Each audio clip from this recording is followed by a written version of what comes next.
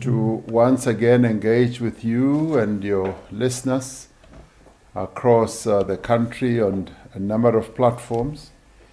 I welcome this opportunity because it gives all of us an opportunity to ask questions and not have our engagement as a one-way traffic only. This is what many people have been yearning for, that we should be able to answer questions. And this then gives us that moment. But it also gives me an opportunity to hear our people's thoughts, their suggestions, their complaints, so that we can integrate what they have to say in processes that we are involved in taking decisions to deal with this pandemic. And as I indicated when I addressed the nation, we are now facing a real rise in infections. What we've been talking about, as advised also by our experts, is now with us. We're seeing a great rise in infections all round, but particularly in Gauteng, in the Eastern Cape and the Western Cape, as well as KwaZulu-Natal. But if you were to think about it, it's almost like the whole country has become a hotspot. We did anticipate that we would have a rise, and I must say that we're not the only country in the world that is facing the rise that we're having. Many other countries are facing rises, and some faced a decline and then they've had a rebound and rise in infections again. This pandemic is quite dangerous, and it is taking valuable lives away from our nation, and we are well over 4,000 and some few hundred people who have died already. Now that is most concerning. We obviously started off by doing the lockdown, and we did ours quite early, and it was a hard lockdown that exerted a lot of pressure on our people as a whole. But it was necessary, because if we hadn't embarked or imposed that lockdown, the spate of infections would have been a lot higher and many more people would have died. And it is acknowledged that our lockdown did help. And indeed, as we can see, many lockdowns around the world are also helping to reduce the height in infections. And in our case, it slowed down the rate of infections, but it also did something else. It gave us an opportunity to prepare our health facilities to be able to deal and cope with the rising infections. Now that infections are rising, our health facilities is dealing with the rising infections. We face challenges. Our health system was challenged even before COVID-19, but we've increased the capacity of beds, ICU units, and we've also built new field facilities, and we are improving them. And none of them are as perfect as they should be. We are improving as we are going on. And the lockdown helped to prepare us for this moment. And the proof of that is that we've seen a lot of recoveries. We at 49% recovery rate of the people who've been infected. And we want to increase that rate. And of course, in the course of all this, we face other challenges. Many of our frontline health workers are being infected, and a number of them have also died. And that is a major challenge that we face as we face shortages of hospitals. Our philosophical approach to all this was really twofold: to save lives as well as to preserve livelihoods. And that is why we were then able to start loosening the restrictions on the lockdown. We are still in a lockdown, and we are now in level 3. And as we traverse our way through level 3, we've been loosening quite a number of restrictions. And in some cases, as we've encountered real challenges, we've reverted back to lockdown periods. For instance, like alcohol. With alcohol, out of the lived evidence that was given to us by our health workers and our medical advisory committee, we realized that the hospital beds that we've got are now being utilized more and more since we lifted the ban on alcohol by people who go to hospitals with trauma incidents, trauma cases that are alcohol-induced. So the National Coronavirus Command Council, as well as Cabinet, decided that let us suspend the sale of alcohol for a while. It's not a ban, it's a suspension to allow our health system to be able to cope. And in the course of all this, we are having to deal with a whole number of issues. And you will have heard that the other issue that we are having to deal with and to discuss is the opening of schools. The World Health Organization has said if any country is facing a rise in infections, opening schools is not wise. That is now a matter of great debate in our country. Teachers' unions have come forward to say their own lived experiences that many teachers are getting infected and a number of learners, and they are proposing that we should close schools. It's a matter that is now being debated and being discussed with the respective organizations, and it will be given consideration to by the National Coronavirus Command Council as well. So we crossing the river by feeling our way on the stones, and sometimes we put our feet on slippery stones or rocks, and sometimes on firm ones, and we're working, seeking to work together with our people. The important other thing is our main defense against this virus is changing our own behavior as citizens and as human beings. If we change our way, we will be able to have great defense. It's by social distancing, it's by avoiding as much as we can human contact, and it's also by ensuring that we wear our masks. It's also ensuring that we wash our hands on an ongoing basis. We've spoken repeatedly about the toolbox that we now have, and the toolbox is the one that can defend us in dealing with COVID-19.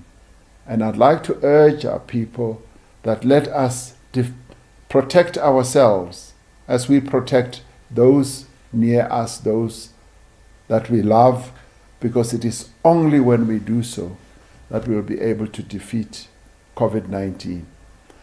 I'd like to leave it at that at the moment and hear what the questions are. The other challenge, of course, is the economic one. We've just received news that many more people are now unemployed. They've lost their jobs. We've got up to 3 million people who would have lost their jobs. And COVID-19 is having that devastating impact around the world.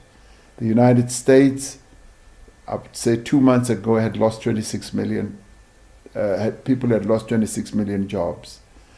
And we are now in the midst of COVID-19, and this is what we are now having to deal with, and our response has got to be robust, it's got to be pointed, so that we can protect our people as we move on. Thank you very much. That is for opening remarks, and then I'll respond to questions as they get asked. Mr. President, with a brief highlight of what has been happening with regards to the efforts by government taking effort in ensuring that we fight the COVID-19. I believe we will take 3 callers. And what I would like to ask from the callers, is that don't ask any much more than 2 questions. And also, let's get to the point so that we are able to give more callers a chance to speak to Mr. President. Do we have the first caller? All right. The number for the callers is 078 799 4480. 078 799 4480. And also, if you are on social media, you can go on to the Facebook page, the Presidency of South Africa.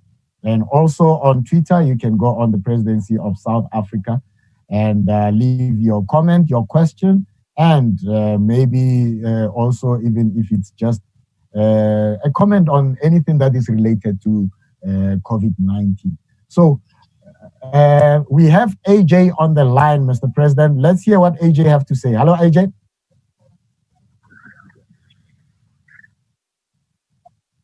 Evening. Can you hear me? Yes, we can hear you, AJ. Go on. Yes, I was just like to ask a question in terms of, firstly, on the so-called cigarette ban and then the booze ban. I'm not a smoker myself, but in terms of all the people that's going to lose their jobs in this process, what's going to happen to them? All right. Is that all, AJ? Thank you so very much. That's all. Thank you. All right. Let's maybe, Mr. President, let's give you a chance to respond to AJ on that one. AJ, we are aware that many people are losing jobs, and we did say right at the beginning that we know that COVID-19 is going to have a devastating impact on our economy, because when we imposed or introduced the lockdown, it basically meant that everything, both economic and social, came to a standstill. And companies thrive by being involved in their own commercial or economic operations, and they had stopped. And that stop meant that they had lost revenue, workers had lost income, and that is why we came up with the 500 billion rand assistance package, both for people, ordinary people at the social level, as well as the economic package. And that was meant to assist companies that were going through hardships, that employed people.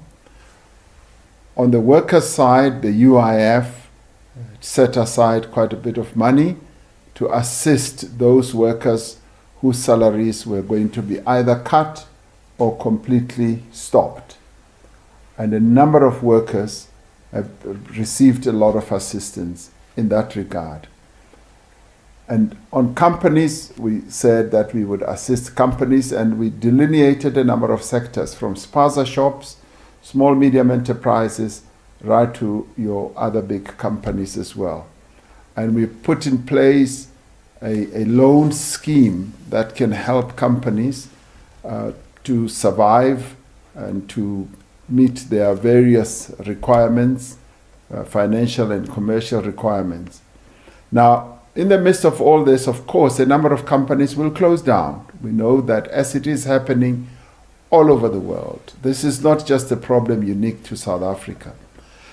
We've had to come up with plans, and we are working on plans on what to do. One of those plans that we put in place when we announced the 500 billion rand package was that would set aside 100 billion rand for job protection as well as job creation.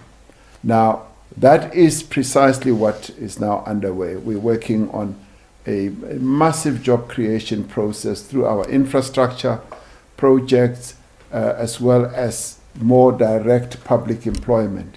So we are responding, and no doubt, because the job losses are going to be massive, not everyone will be covered, but we are going to make every effort to ensure that those who have lost jobs are able to be part of the interventions, or to get assistance from the interventions that we are going to put in place. So we are not going to ignore those people who have lost jobs and who are losing jobs. We are going to come up with plans and strategies that will meet that, particularly job creation through infrastructure and job creation through public employment, assisting companies so that those companies can create jobs as well as to protect the jobs that have been lost. And COVID-19 has also created a number of other new opportunities. New opportunities in that there are companies that are now seeing some growth. They are now involved in employment processes, and as others are already obviously seeing a disastrous situation. So a balance needs to be created even as we move forward. And we are committed to focusing our efforts on the economic recovery. We're working on a very direct economic recovery process. And in this, we are working together with business, with the unions, even with a number of others, governing party and many others, as well as economists in our country. The Presidential Economic Advisory Council is also busy with this. So everything is now moving and coalescing in a way where we will have a very clearly articulated economic recovery plan as we move forward. Thank you. Thank you so very much, Dr. President Ramaphosa. And if you have just joined us, this is the special imbizo, the second in a series of imbizos that are hosted virtually due to the COVID-19 pandemic that is not only in South Africa, but also all over the world. Before we get on to the Zoom comments, Dr. Ramaphosa, I would really like to follow up on what you just alluded in terms of business, which over the last 2-3 weeks that you have been communicating with the nation, we have not had anything when it comes to agriculture, when it comes to rural business development.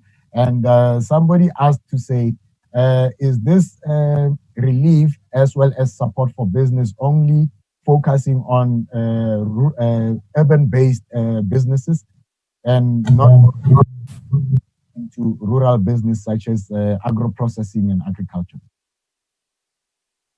Well, thank you very much. One of the things that we have said is that we've got to come up with an economic recovery plan that leaves no one behind. We've got to come up with an inclusive recovery plan, which will mean that we want to see inclusive growth throughout the country, but more particularly for those areas that have always been neglected. And those areas are our rural areas and our townships, where the majority of our people live. We've hitherto focused more and more in the more urban centers, and we're now saying our new economic thrust as we move forward must also focus on those areas. And that is why even in our economic assistance program, we focus on spaza shops. Now, you've never had in the past us focusing on spaza shops on how we can assist them. And that intervention has helped in doing two things: giving those that we could give assistance, some assistance, but also in getting thousands and tens of thousands of spaza shops into the radar screen of our economic efforts. They've become registered. We now know more or less how many spaza shops we've got in our country. and we now know the challenges that they face. So that has yielded that. And at the same time, we're focusing on the rural areas. And focusing on the rural areas, we've obviously got to address the issue of land. Land suddenly, and as we've always been talking for quite a while now, becomes a major issue that has got to be addressed. But at the same time, we've got to focus also on the rural economy. And the rural economy is a multidisciplinary type of enterprise. It's not only about agriculture, it's about infrastructure. It is about the commercial viability of various enterprises in the rural area. But more directly, the question you raise, agriculture. Agriculture has a great potential in our country. This potential was recognized by the National Planning Commission, that it can create up to 1 million jobs. And indeed, we think it's possible. But we want to go beyond just raw agriculture and go into agro-processing. We want to engender food security in our country. We realized during this COVID period that food security for any country is not only an issue of sovereignty, but it is also a security issue. And we want to focus more and more on that and upgrade the agricultural production in our country. And in doing so, we want to bring in those who have been relegated to the back, black people, into the commercial side of agriculture. And the wonderful thing is that we've got many of our people, black people, who are willing, ready, and able to get into this sector. And all they need is just a little push, a little assistance by government, so that they can become active participants in the economy of their own country in agriculture. So agriculture is very much part of the scheme and various aspects of agriculture. And we also want to focus on various elements of agriculture, on meat production, grain production, vegetable, horticulture production, as well as wool production. We want to go into goats and sheep and all that, and allow our people to get into various activities of agriculture and upgrade the participation of black people in all those areas, because in some of those subsectors, black people are participating to a lesser and lesser extent. Now, COVID-19 gives us that opportunity to delve into those areas and enable our people to get into the real business of agriculture. And they are ready, they are willing, and all they need are the opportunities to be open. And we are ready to open those opportunities. And President Ramaphosa on that elaborative response to that. And I hope all the farmers are actually getting a bit more, less nerves now, based on all those points that Ramaphosa has already put forward. Now, let me go on to the guests that we have on Zoom. And I'm going to start in the Eastern Cape with Ndate Raymond from Rhodes FM. Welcome, and unmute yourself as you present your case to the president. Thank you so much. Thank you very much, Mosoto Stone, for the opportunity, and thank you to the president for taking time to engage with us.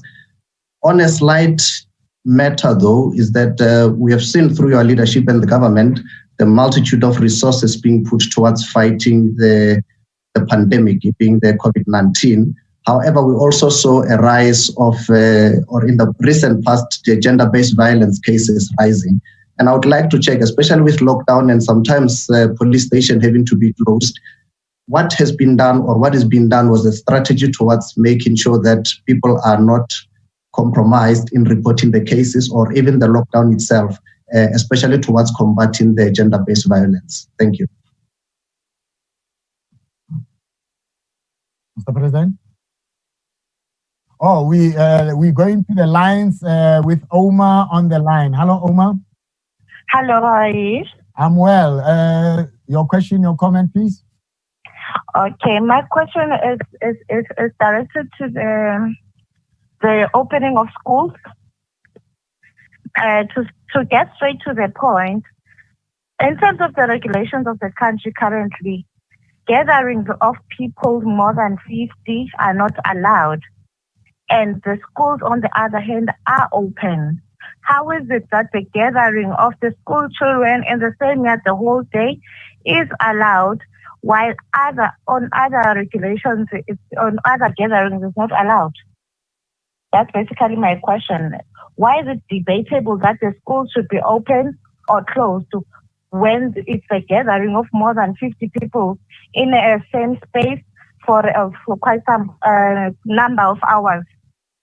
All right. Thank you so very much, Aus Oma, from, I didn't get to know where you're coming from, but anyway. Let's get to speak to Anki from Pretoria. Hello, Anki. Hallo my friend, how are you? Hoe gaan het, Anki? Dit gaan baie goed met my dink. Dankie, die president is nou luister nou. Ja. So, gaan ek self met hom praat? Ja, praat met meneer president in Engels preferably, né? No, I'm fully bilingual. All right, thank you. Mr. Ramaphosa, I have really got lots of respect for you. You got a prickly pear in your hands.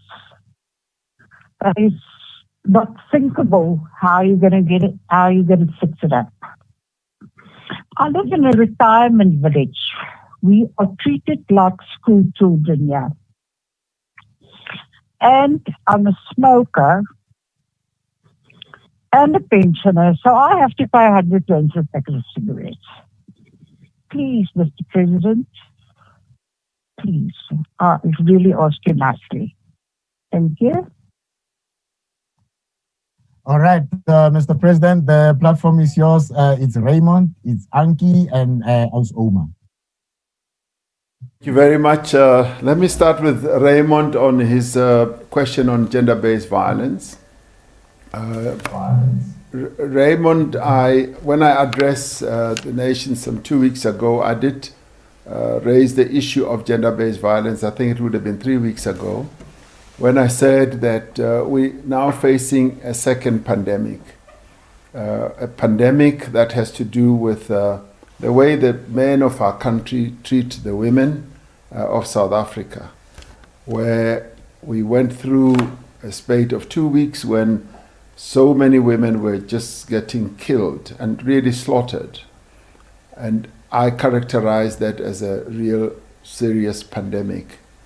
And we, during the lockdown, much as other forms of gender-based violence seemed to be sort of slowing down, but we realized that the killings of women and indeed in some respects the violence that was being perpetrated against women was what I regarded as completely unacceptable, and it's as a real scourge, and it's something that the men of our country should be ashamed of.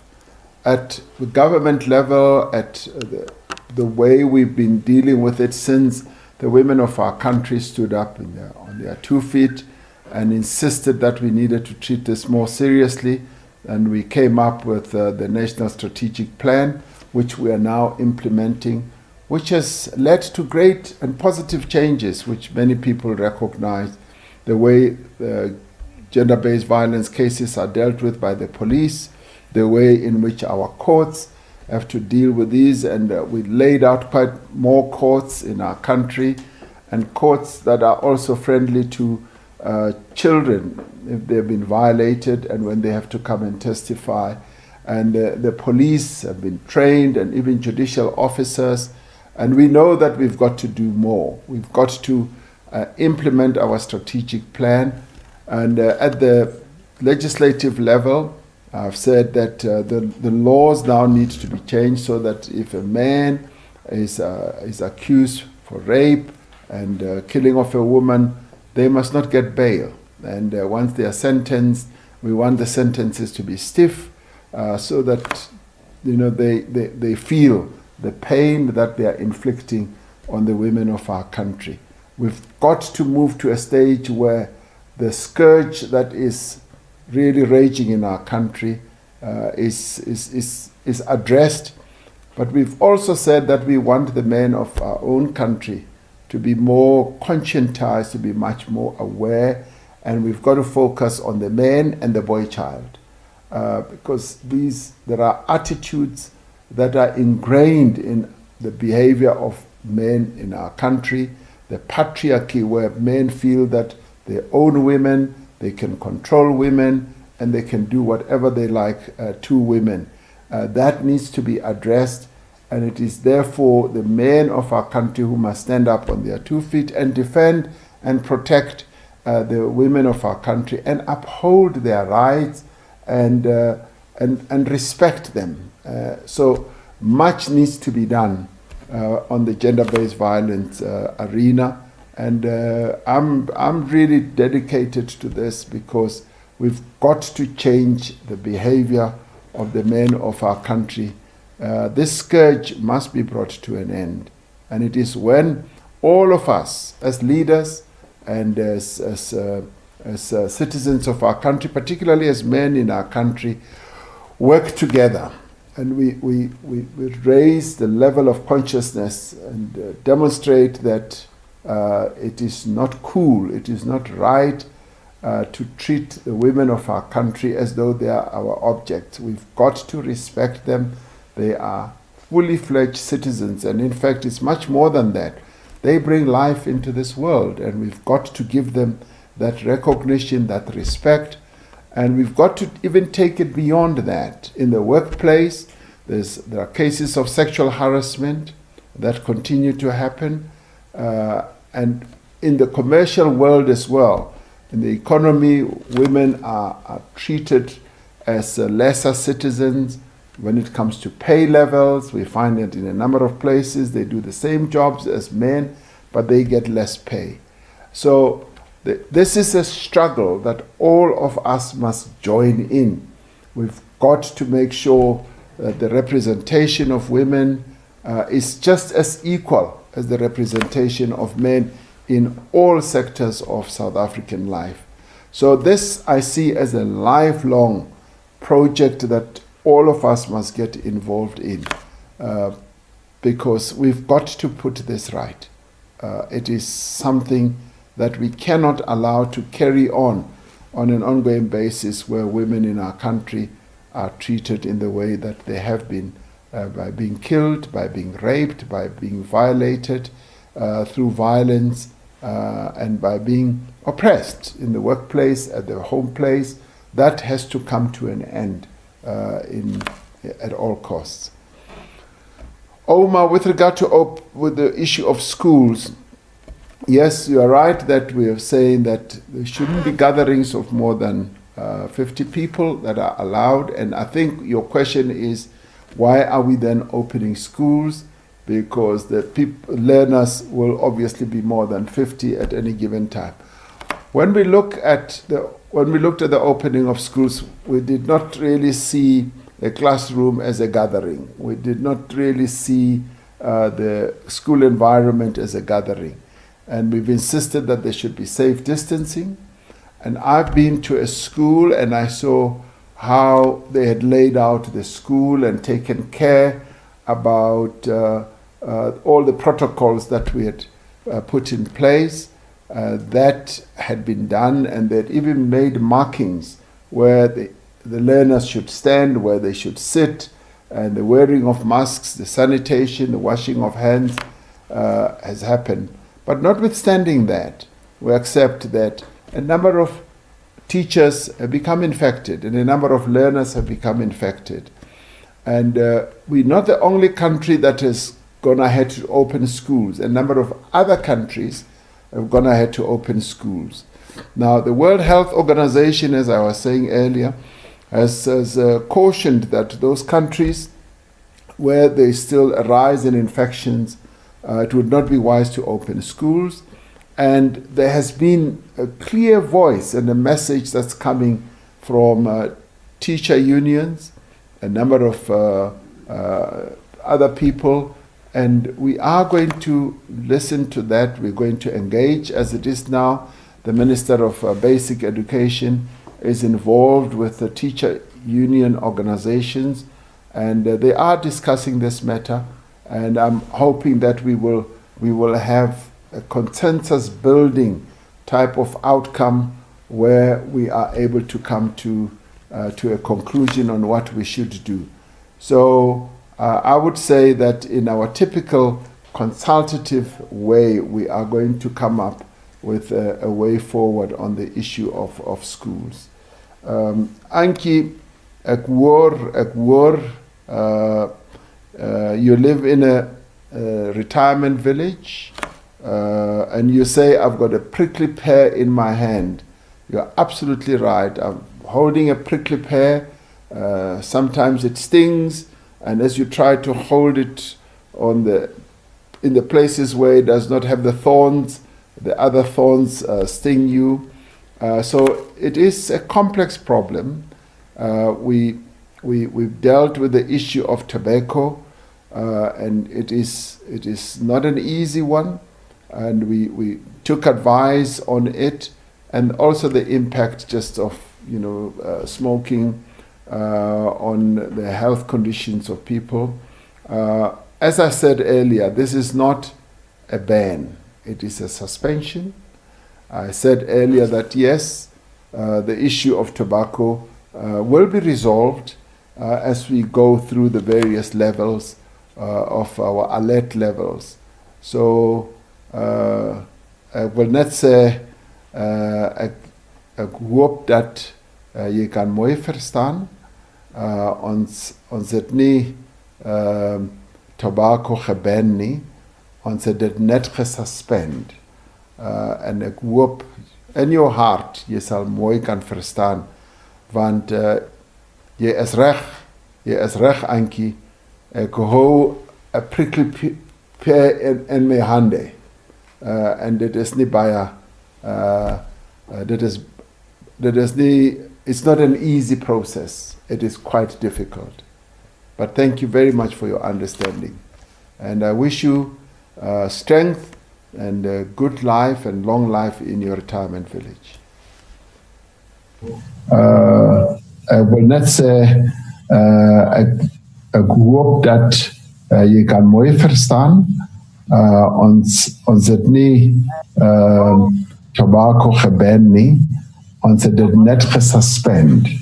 En ek hoop in jou hart jy sal mooi kan verstaan, want jy is reg Ankie. Ek hou 'n prickly pear in my hande, en dit is nie baie it's not an easy process. It is quite difficult. But thank you very much for your understanding, and I wish you strength and good life and long life in your retirement village. Baie dankie meneer president. Deur Ankie vir Enkie hè, maar dit sal reg wees. Ankie. Now let's go to Impact Radio.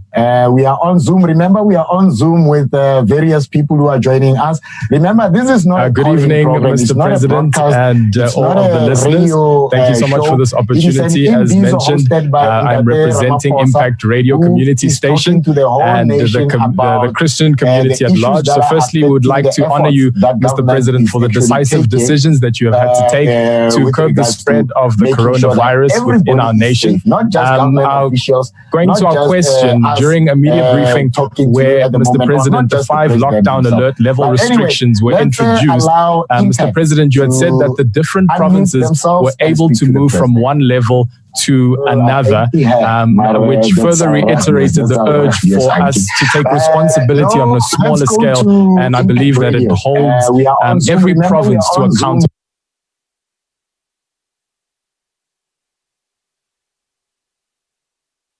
That one is calling us from Gauteng. I'm not sure somewhere where, but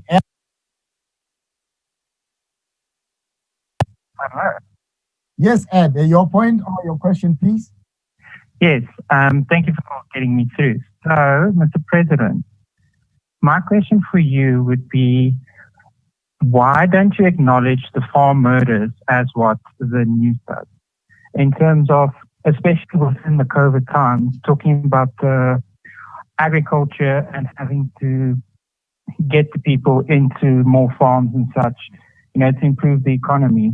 What about the current state of the current farm murders that's going on? Thank you. All right. Thank you so very much. We're moving on to Shane from Midrand. He's our second caller. Shane, the president is all ears. Thank you very much, Mr. President. Thank you very much for your time. My question is just, with regards to your last speech, where we can't visit, our loved ones, like our family members, parents, etc. But yet we obviously also trying to accommodate our domestic workers that come to our homes, because we also want to provide them with an income so that they have food. And now seeing that they can travel on taxis that's 100% capacity, why is that allowed? Because they're obviously in contact with a lot of people, and we can't see our loved ones. I'm just trying to understand, the rationale behind that. Thank you. All right. Thank you so very much, Shane, calling us from Midrand. Mr. President. Well, thank you. The issue of farm murders is a matter that is of great concern to us.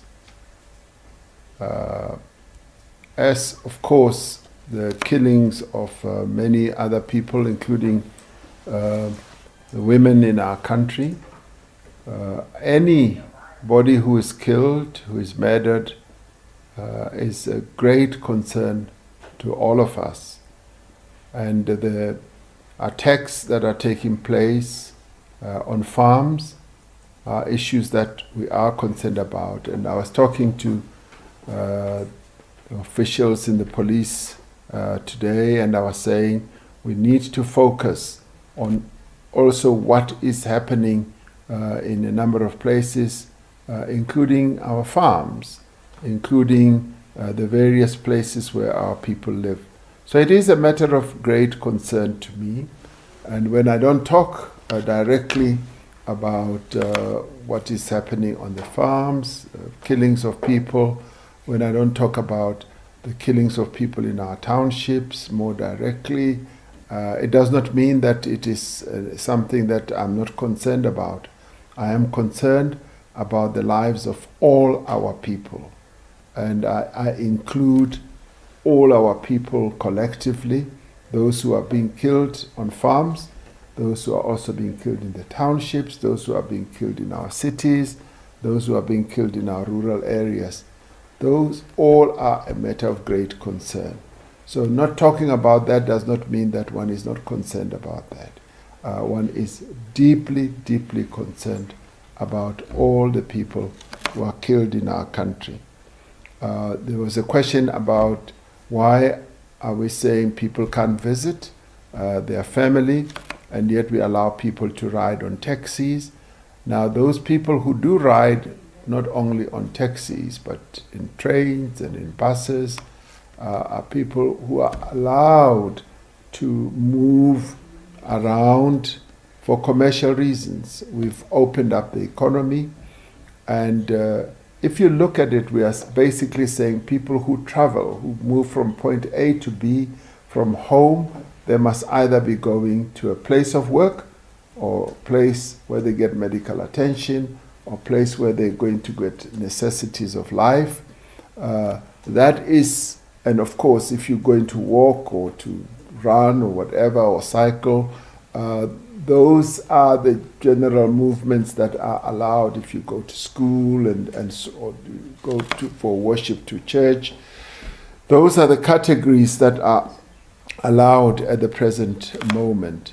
So we say the visits, the general casual visits are precisely what we believe spreads the virus.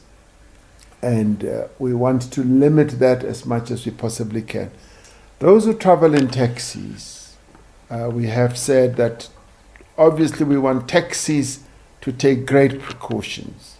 They must make sure that they adhere to the protocols that have been put in place. They must ensure that there's sanitization, people wear their masks, and we are also now saying the taxis must also have ventilation. There must be ventilation that goes through the taxi. So they themselves have their own requirements and responsibilities that they need to abide by. So it's not yet free for all as we are dealing with COVID-19. COVID-19 is an invincible enemy, and we are saying our people need to protect themselves. It is our collective responsibility. All of us must get involved in fighting COVID-19, and we must take every step. We know, as I've said repeatedly, that it is an imposition on our rights.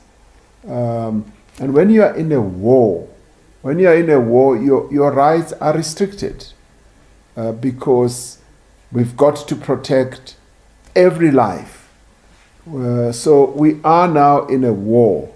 We are in a war zone, and our rights will inevitably be affected and restricted for our own survival. And so we are saying we must survive. Our rights will be restricted, and we will not have all the rights that we've always had, because we're facing a very, very testing situation. So I would like people to understand the restriction of movement in that regard, that it is for our own protection and our own survival. Thank you. Thank you. All right. Thank you so very much, Mr. President. And remember, this is brought to you in collaboration with various platforms, starting with Community Radio in South Africa, the SABC, and social media. And so if you are able to hear us wherever you are, this is an imbizo.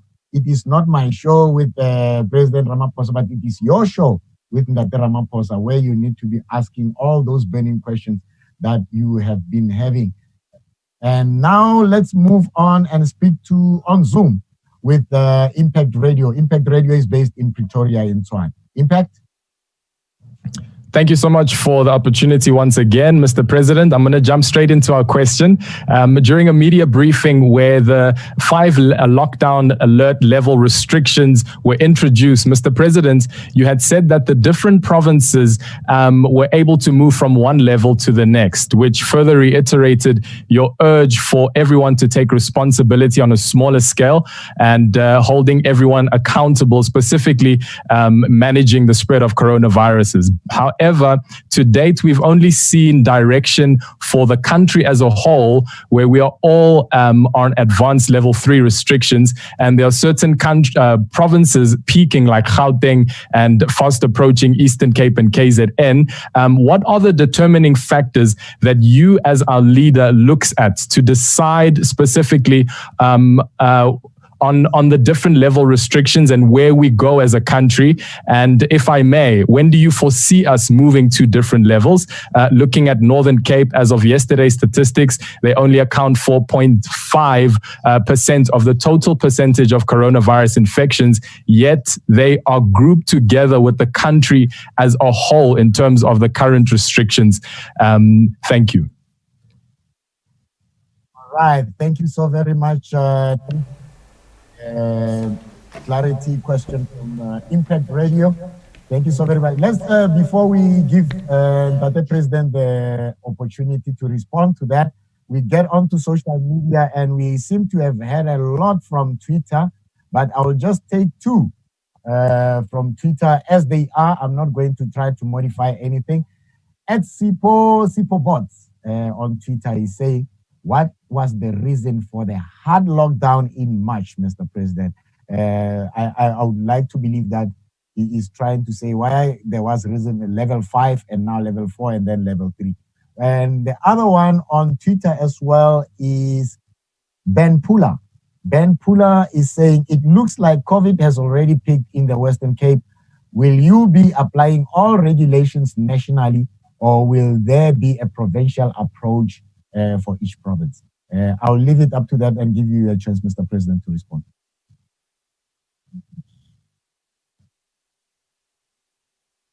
With our brother from Impact Radio, who asked about the various provinces. We did say that we will have a differentiated type of approach, and that was as we were moving on and realizing that the key provinces that had hotspots were Gauteng, the Western Cape, and even then in the Cape Town area, as well as Eastern Cape and KwaZulu-Natal. Those had a number of delineated hotspot areas. As we have moved on, and we did say at the time that we will have a differentiated approach where we will focus more attention on those hotspots and deploy as many of our toolbox tools, including deploying more health workers, specialists in particular hotspot areas. Now, as the virus has been on the rise, as we had expected, we found that it has gathered greater momentum. For instance, Gauteng has risen in a much more exponential way than the Western Cape did. The Western Cape was rising, but Gauteng has been going up much higher and much faster. And that is what has caused concern. But as we've looked at the whole country, we found that the whole country is now becoming a hotspot on its own, including a number of areas which we thought the rate of infection was not really going to be as big as other places, but it is rising compared to the population that is in those provinces like Northern Cape. We're seeing a rise in those infections, and that has led us to a concern, and where we felt that we are not able to even differentiate and say Northern Cape will be at level 2 or 1 and other areas will be at level 3. We've said, let us have a broad approach so that our health response should be a universal health response.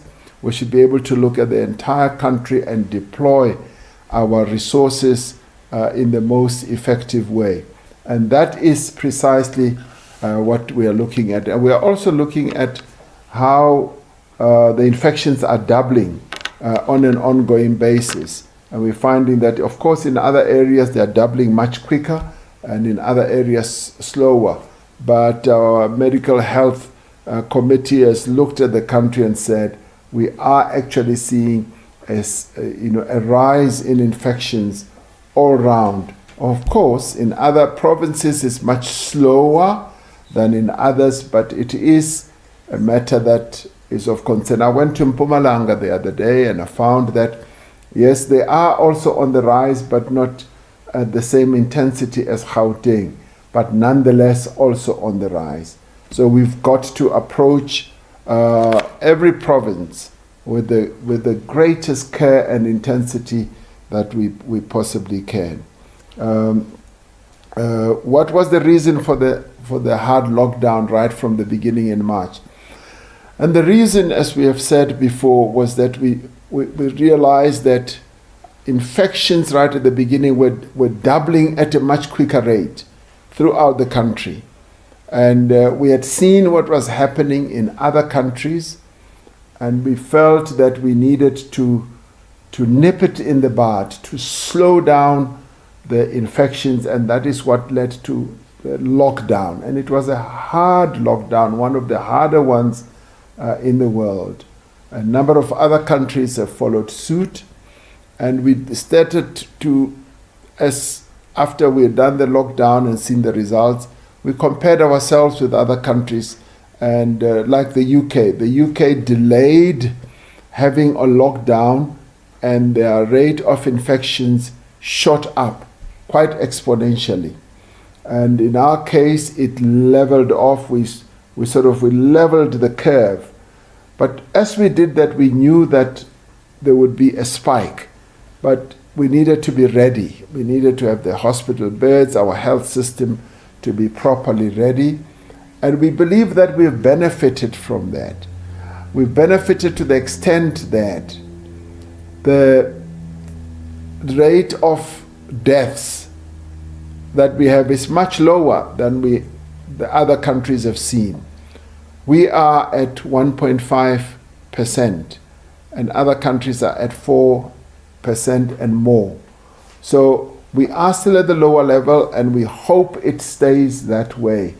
And hence these other measures to try and slow down the rate of infection. We have seen that by imposing lockdowns, we are able to slow down the rate, although we are not able to stop the coronavirus completely, because it will only really be stopped when we have two things, either a cure or a vaccine.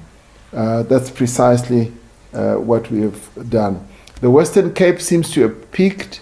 Yes, it is already showing us an indication that the Western Cape indeed has reached a peak and is beginning to level off. We don't have full evidence of that yet. We will see as the next weeks come, as the next weeks go. We now in Gauteng and others, the rise is going much higher. So we believe that we should continue. We should continue to have the measures that we've got, even in the Western Cape. We must not slow them down.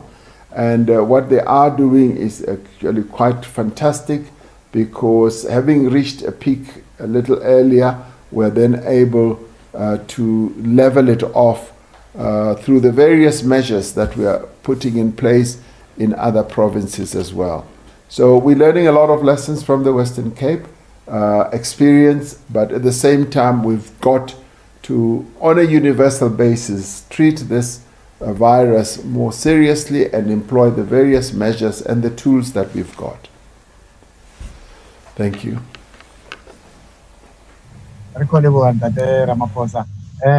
Remember, this is a way for the public to speak to the president about concerns, not only concerns, even something innovative that you're doing that is actually fighting the COVID-19. Because we seem to be talking more about what we're concerned about. We'll end up probably passing away out of heart attacks and all those things. But anyway, that is not for to facilitate. Let me facilitate another contribution that is coming from Northwest. Star FM. Dumela Star FM, and unmute yourself as you contribute your question or comment. Dumela Ntate Msutu. Good evening, Mr. President, and thanks for the opportunity. Mine is on this issue of the money that is set aside to fight the unemployment. I just want to know which strategy or what strategy is going to be used to ensure that the budget itself is purpose. Because the government leaders normally on previous years mentioned the budget that is going to deal with unemployment rate, but still, even now, South Africa have a huge number of unemployment. That's number one. Number two, the issue of schools where unions, teachers' unions want the school to be closed. How is government going to respond on that? Because it seems like unions like SATU and others like COSAS, they feel like it's so uncouth to proceed with the 2020 academic year. Thank you. Thank you so very much. That is a contribution from Star FM. Star FM is based in Klerksdorp, province in Northwest. And now we're going to Perez Ngangata. Tepo.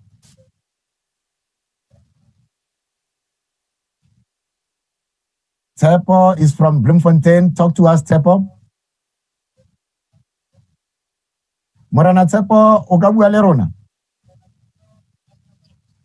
All right. It seems like we have lost Morana Tsepo. It would have been very nice to speak to somebody outside of Gauteng and Northwest. But anyway, let's get back to Gauteng. Tabiso. Yes. How are you doing, my brother? Please speak to Mr. President straight with your comment or question. My name is Tosom Dao, a student, grade 12 learner. So my question is that why don't the Department of Education stop all the grades, only allow grade 12 to go to school? Because if we check grade R, they're going to grade 1 next year. So that means that they are not adding a value or something. So can the Department of Education allow grade 12 only to be the one who are going to school and participate so that they can go to university next year? Because this other grade, I don't see their importance of going to school or passing and moving to another grade. So they can get condoned. Even the grade 11, they can be condoned next year to grade 12. So I'm asking that why don't the government allow grade 12 only to go to school and then close the other grade? That's my question. Thanks. Thank you so very much, Brataps from Tembisa. I believe Tsepo Bloemfontein is back. Tsepo?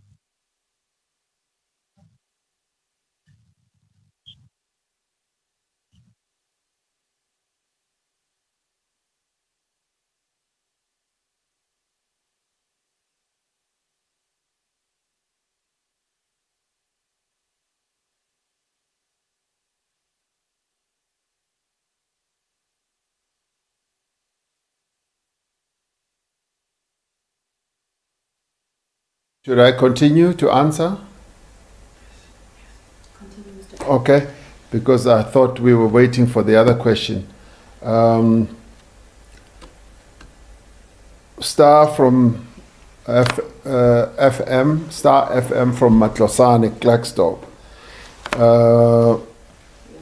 wants to know what the money that has been set aside to be used, because in the past we have set aside money, and how and what has been used for. That's a very good question, because we have said that we should set aside 100 billion rand, and as it is now, when the Minister of Finance announced his budget, it was a budget which was reprioritized, and part of that money was made available from the reprioritization. And in October, when he does his medium-term budget statement, there will be the full amount. But in the meantime, the plans are being put in place, particularly on the infrastructure side. Infrastructure is going to unleash quite a lot of economic activity because we've got projects that are ready, what we call shovel-ready projects. We've also got projects on the public employment side. We're going to recalibrate what we call the EPWP to ensure that we've got a much more robust public employment process. So all that is being done, and it's part of COVID-19.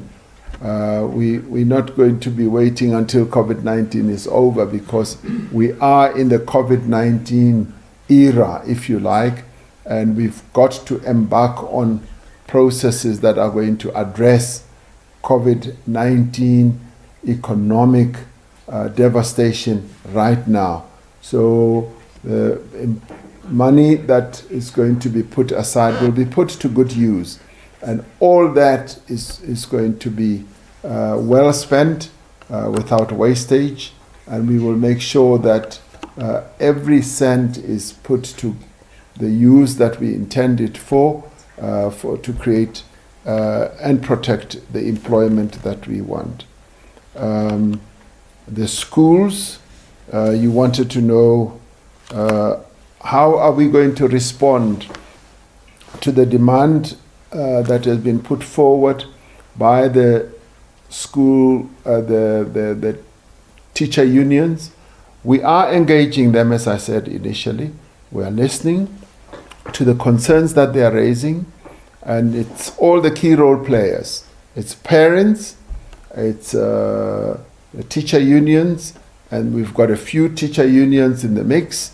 It is also student organizations like COSAS, who are the key organization for learners. So we are listening to all that, to all those key role players, SASCO and the rest of them. So we are paying heed, and we are going to have a discussion with all of them, and thereafter, once we've developed consensus, we will then be able to reach a conclusion on what needs to be done. I think it was Tabiso, who is a learner. He says he wants to know why have we focused on other grades other than just focusing on grade 12. His argument is grades like grade R and the other grades are inconsequential. The one that matters most is grade 12, because once they go through their studies, they have to go to university or college. When we looked at the issue of reopening schools, and we did so after listening to parents, after listening to the learners themselves, and after listening to a number of other organizations, including teacher organizations, they basically discussed the whole matter, and including the Department of Basic Education, and by the way, Department of Higher Education and Innovation as well. When we listened to all of those, they said schools should be opened. We should focus on those classes that will open up space for other learners to come in. So it was grade 7, because those learners then go to high school once they've passed. Grade 12, because they go to university or to college or into job situations. So those were the ones that we felt we needed to start with. And even then, it was really so that we can learn a number of lessons about that, because we needed to make the classes smaller, so we needed more classroom space. And so therefore, those are the years that we did not want to lose. Grade 7, the academic years, that is, and grade 12 as well. And now we felt that let's open grade R as well, because they open up space for those who are going to be coming into school. But then again, the good point that Tabiso makes, that maybe focus only on the grade 12s, because you can then spread them into various classes, like I saw when I went to Mpumalanga, to Cyril Clark Secondary School. They'd spread them up to 5 or 6 classes, the grade 12s. So that takes a lot of space, but that was the best way in which you could have social distancing. But now, with the view that is coming from the World Health Organization, from various other role players, we've got to sit back and discuss this matter, and to sit back in a way where we look for solutions. It's not to sit back for finger-pointing purposes and point at each other and say, you are at fault, and also listen to those who say, don't close. Some of the learners that I came across, they said, President, we want to come back to school. We are tired of being at home. We want to be in class and to learn. So their views also need to be heard. But we also need to hear the views of the parents, the unions, the student or learner organizations. So it's a combination, and hear the views of the community at large and a whole number of other organizations. So we are going to be doing that in the course of the next few days. Once we have done so, we will then assess what we have heard and also discuss it with the medical advisory committee and come to a view in the light of what the World Health Organization has said. So I think we will come to a very good and positive end, and it's an end that will be all-inclusive without, pointing fingers at anyone, because as we got to where we are now, it was also an inclusive process. And of course, not everyone agreed, because I've come to learn that not everyone will always agree with everything that needs to be done, because we are diverse, and that is the sort of the richness of our being as South Africans. We are a diverse people, we have different views, but we must always seek to build consensus. And if we don't get everybody to be part of the consensus, we should rely on the tried and tested method of, do we have sufficient consensus to move forward to the next step? And I believe we are now going to build sufficient consensus to be able to move to a solution that will be all-inclusive, all-embracing, even if not everyone will embrace it. So that is how we are going to move forward on this issue.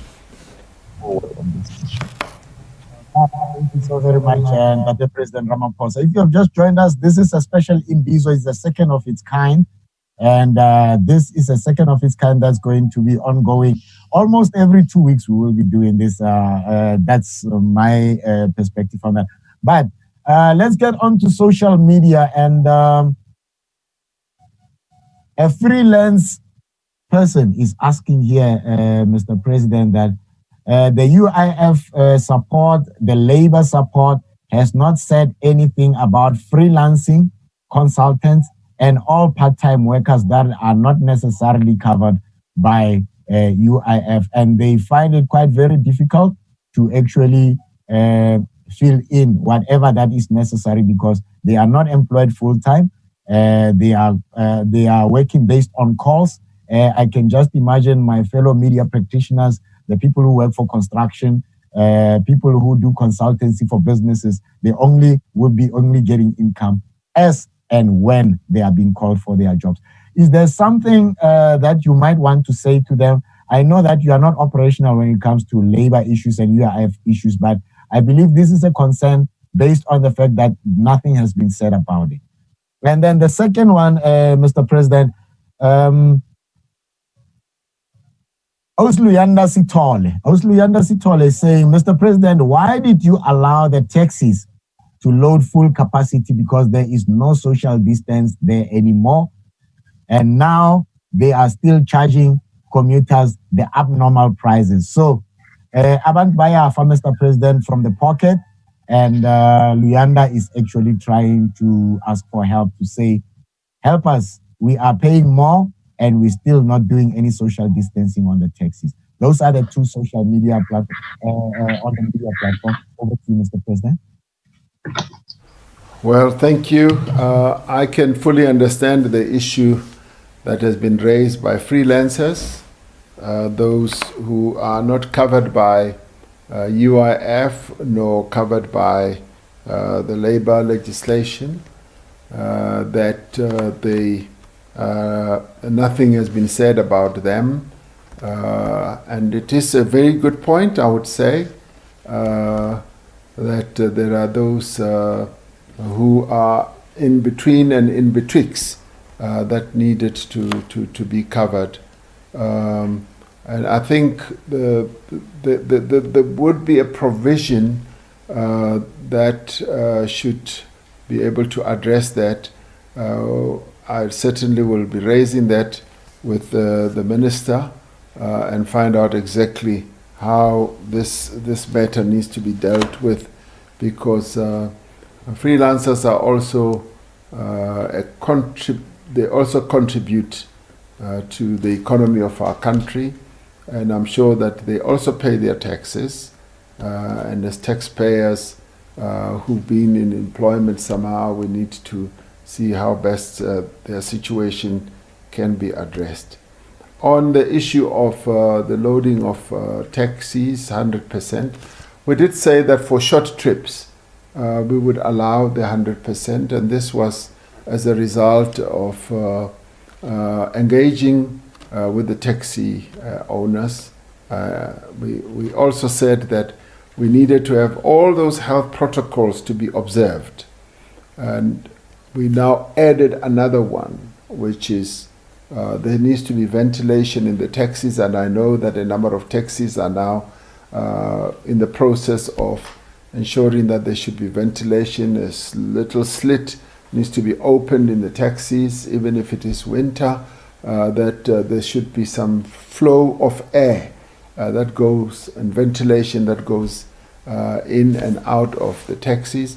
And that in itself will help as a further protection, because it's a confined space with more people in it. But if they've got their masks and they've sanitized, it helps. And some taxis, I've come to learn, also have screens. They've installed screens so that the passengers at the back are not able to infect the passengers in the middle. And they've installed those plastic screens, which to a large extent helps, and the ventilation is also going to help. And it is for that reason that it was felt that we should allow that, but it is also on strict conditions. And the issue of the payment, where people are paying more, I think it's a matter that needs to be taken up, because by allowing 100%, we should also be saying that the issue of pay is a matter that the taxi industry needs to look at and to be alive to. So, good point that has been raised there. We want to insist, though, that the health protocols need to be observed, because they have an added responsibility. They are not allowed to load anybody who is not wearing a mask. Because if they allow people who are not wearing masks, they will be in trouble themselves. So they have an added obligation that they may not load anyone who's not wearing a mask. Because the issue of wearing a mask, it is now mandatory and compulsory. Every South African, when they go out in public, must be wearing a mask. And as I've said, that we will no longer accept an excuse that says, no, I don't have a mask, I don't have money to buy a mask. Everybody wears some clothes of one sort or another, and in our repertoire of clothing, we will always have some cloth that we can put over our noses and our mouths, and we are saying that is precisely what we need to do. So everybody, therefore, in our country, when they are in public, must be wearing a mask. And that is done not only for your own protection, but it is also done for the protection of others, because we should not be spreading the virus. And of course, washing our hands regularly. And people now need to be measuring how many times do they wash their hands. Because sometimes you can go through the day without, washing your hands. And we're now saying wash your hands regularly, sanitize regularly. And we've also placed an obligation on the managers, the owners and controllers of various facilities. It could be a taxi, it could be a shop, it could be a school, it could be a building where you work, it could be anything. We're saying those who control must make sure that you wear a mask as you come in and you sanitize as you come in. And that is the only way that we can protect ourselves. Thank you very much. All right. Thank you so very much. If you have just joined us, you are quite early for the next imbizo, but otherwise, for now, the last few contributions that we have, we're going to give to Village FM, which is based in Mataugo. Yes. Village FM, welcome. Unmute yourself and get straight to the point. Okay, thank you very much, Mr. Stone. Mr. President and our fellow colleagues there, I would like to ask a question here.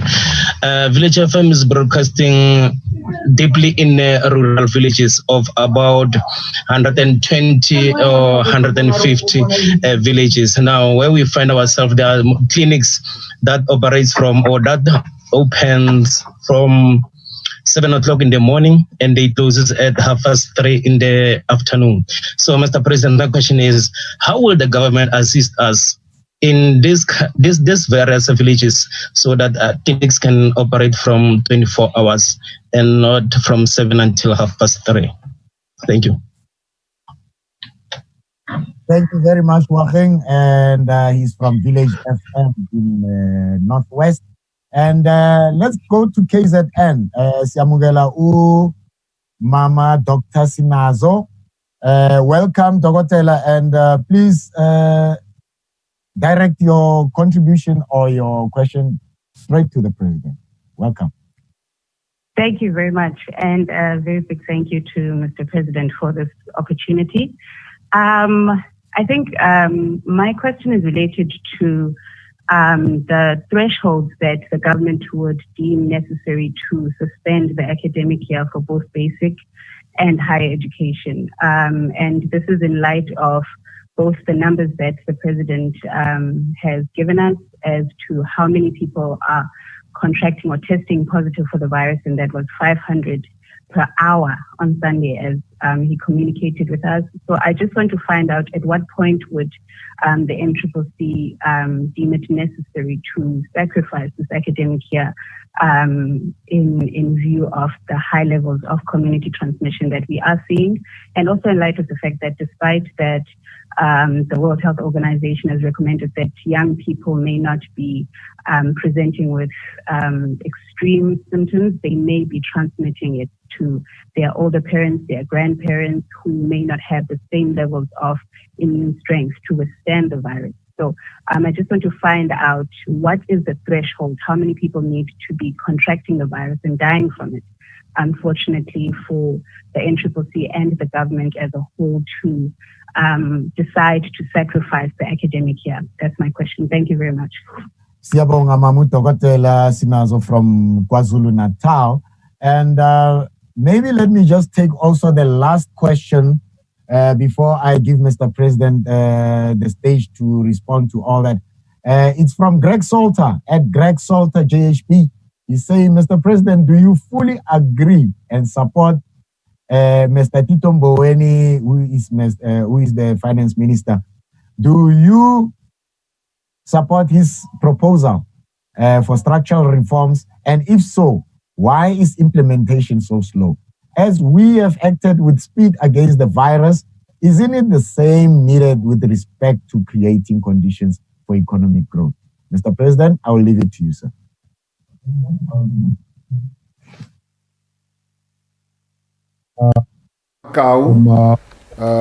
Representing a number of villages there, he asked the question, how can we assist the clinics in the villages that are currently opening from 7 up to 3:30 to open for 24 hours? That is a very, very good question. These clinics serve our people in the deep rural areas, and they fulfill a great need in terms of making available health services to our people. The question is really revolving around personnel that we could have, and he raises a very important question, particularly during the period of COVID-19, that shouldn't we also be focusing on extending those hours during COVID-19? And I guess it's a matter that we need to address. We need to look at and see the extent of the availability of our officials. And it fits into the broader question of the national health insurance, because through the national health insurance, these are some of the issues that we specifically want to address and to solve.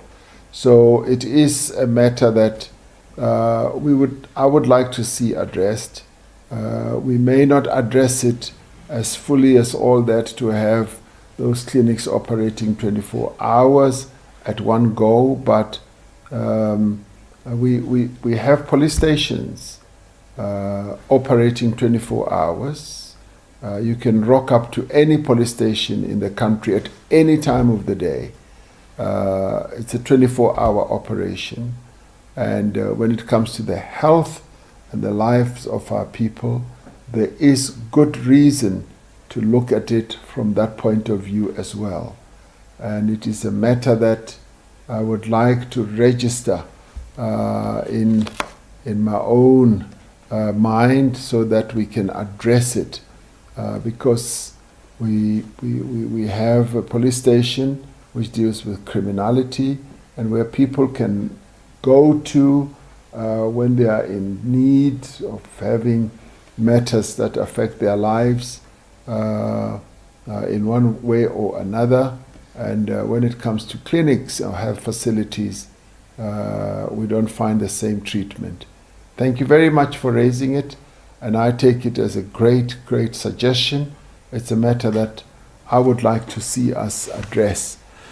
Because in the end, it really revolves, as I said, to NHI, but also to the health of our nation, the extent to which we need to pay attention to having a healthy nation, so that there should be access. Access to health facilities should be available. People should not have to travel long distances to get health care. But I want to say thank you very much for raising that. It's a matter that I would like to see addressed.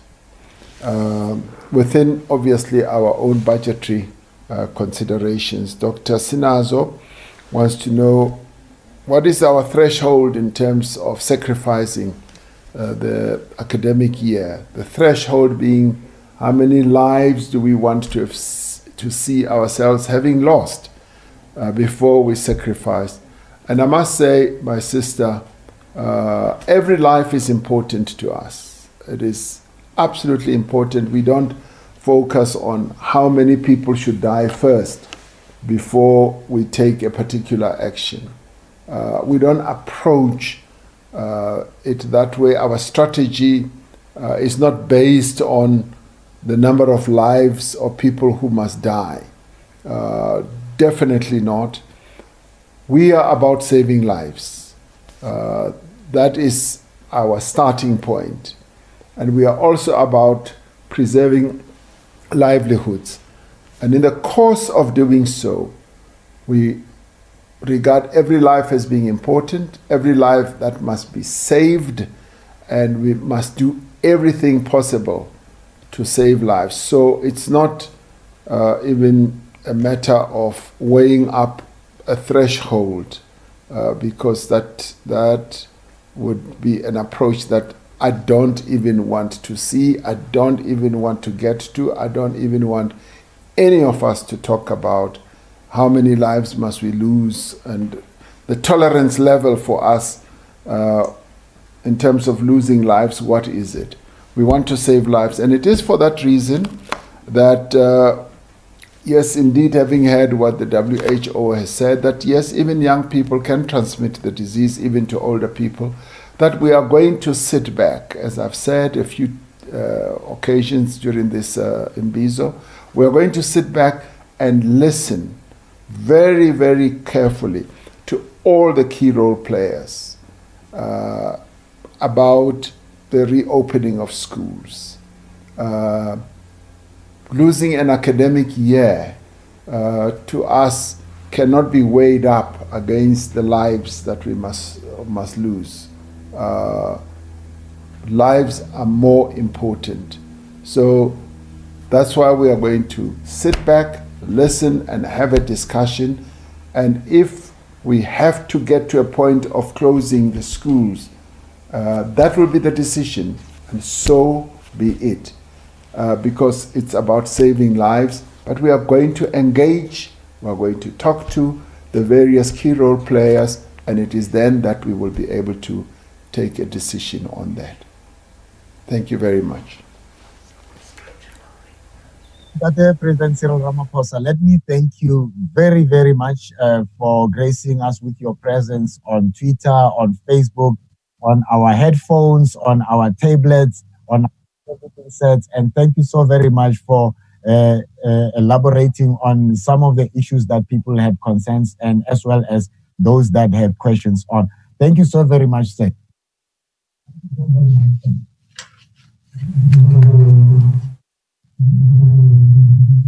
And President. To participate in this, and as you correctly said, would like to do it as often as we can so that our people can have the opportunity to ask questions, but also to make suggestions. And tonight, I walk away from this imbizo armed with some suggestions that have been made. I really, truly welcome this opportunity. For me, this is a real imbizo. It is a real imbizo. Ke lekgotla la nnete mo o fitlhang teng o mamele maikutlo a batho and you hear what the proposals are. So ke a leboga, ngiyabonga kakhulu, nikhense swinene, ndiyalibuwa. We should be able to meet again in another 2 weeks when we will have another imbizo. And I look forward to the opportunity once again. And thank you very much for the suggestions. Thank you. And good night. And stay safe. Safe. All right. Tate Ramaphosa has